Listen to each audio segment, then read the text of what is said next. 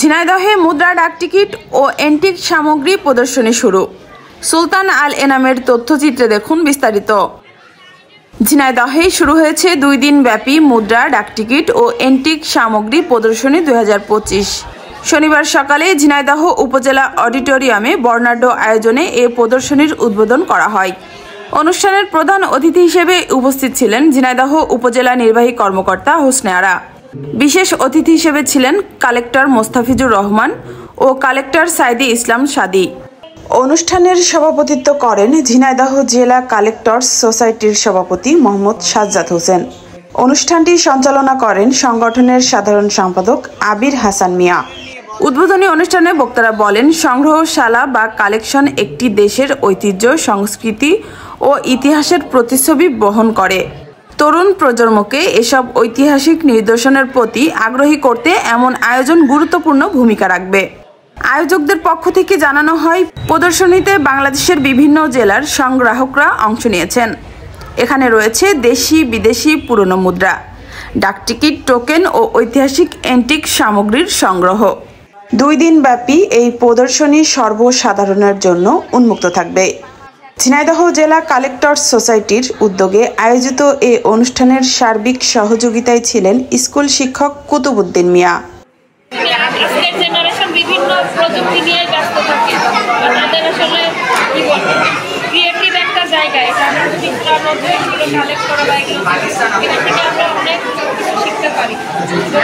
এইগুলো থেকে আমরা অনেক ধারণা নিতে পারি, যেটা আমাদের বর্তমান সময়ে অনেক চ্যালেঞ্জ ফেস করতে সুবিধা হয়। এই আয়োজনটা যারা করেছে সবাইকে ধন্যবাদ জানাচ্ছি, কারণ এই আয়োজনটা করার ফলে আমাদের এখন যে বাচ্চারা সবাই হচ্ছে অনেক কিছু করেছে, সেগুলো এখন দেখতে পেয়েছে, যেগুলো ওরা যেগুলোর সাথে পরিচিতি ছিল না সেগুলো দেখেছে। এর জন্য আমি ডাকটিকিট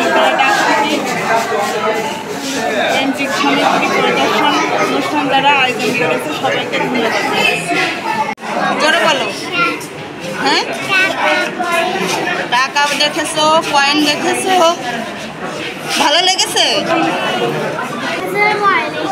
আমার নাম মুমতাহিনা, আমি লিড ইন্টারন্যাশনাল ইনস্টিটিউটের একজন শিক্ষার্থী।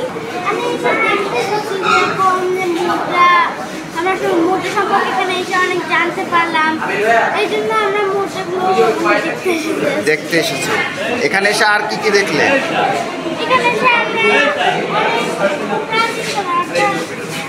আমরা অনেক জিনিস দেখেছি। এটা এর আগে দেখেছো কখনো? এখানে এসে দেখলে আর কি কি দেখলে? অন্যান্য দেশের মুদ্রা দেখছি, ধাতব মুদ্রা দেখছি, এরকম কিছু কিছু জিনিস আমরা দেখছি। আমার নাম হচ্ছে ইয়াসিদুর সুমন। কি করেন আপনি? আমি মূলত হচ্ছে স্টুডেন্ট, ঝিনাইদহ কৃষি কলেজ অনার্স ফাইনাল ইয়ারে পড়াশোনা করছি।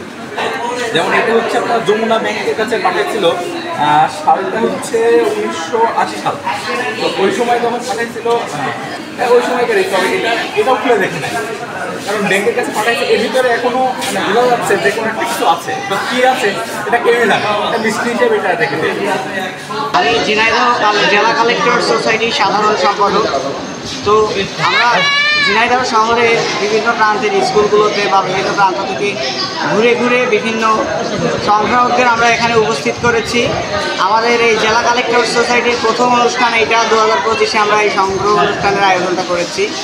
তো এখানে আমাদের মূল উদ্দেশ্যটা হচ্ছে জেলার সকল সংগ্রাহকদেরকে একটা বৃত্তের মধ্যে আবদ্ধ রাখা এবং সকল সংগ্রাহকদের নিয়ে বছরে অন্তত একবার একটা মিলন মেলার আয়োজনটা করা।